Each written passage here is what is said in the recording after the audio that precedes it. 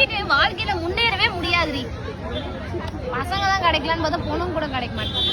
இந்த பையன் நல்லா இருக்கான், அங்க ஓரமா இருக்கான் பாரு, ஆரஞ்சு கலர் ஒண்ணு கூட அவளுக்கு பையனா தெரியறான். நீ நேத்து ஒரு அங்கிளை பாத்தியா, அதை பத்தி நான் சொன்னா? நேத்து நீ வாட்ச்மேன் ஆண்டி கிட்ட 1 மணி நேரம் பேசினியா, அதை பத்தி நான் சொன்னா? செக்யூரிட்டி ஆண்டி கிட்ட பேசுறியா? அது சரியா?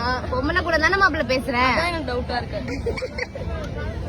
சரி, அடுத்தது என்ன? நம்ம காதல் வாழ்க்கை எதை நோக்கி பயணமா போகுது? தெரியாம அவளை வீடியோ எடுக்க வச்சிருமா, மூக்குக்குள்ள விட்டு எடுத்துறேன்னா எனக்கு சேம் என்ன பண்ணு. அப்புறம் இவளை வீடியோ எடுக்க சொன்னது என் தப்பு மாப்பிள்ள. போட்டு முக்காடு போட்டாதான் நமக்கு பர்சனாலிட்டி எக்ஸ்ட்ராவா ஏறும். அப்பதான் எல்லா பசங்களும் நம்மள பாப்பாங்க. எவனும் பார்க்க மாட்டேன்.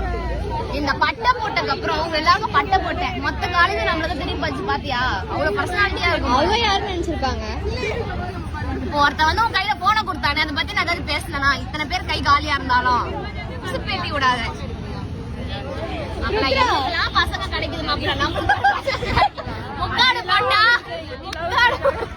இந்த மாதிரிதான் பீச்சுக்கு போயிட்டு இருந்தேன். பீச்சுக்கு போயிட்டு ஏதோ இந்த மாதிரி சொல்லிட்டு இருந்தாங்க.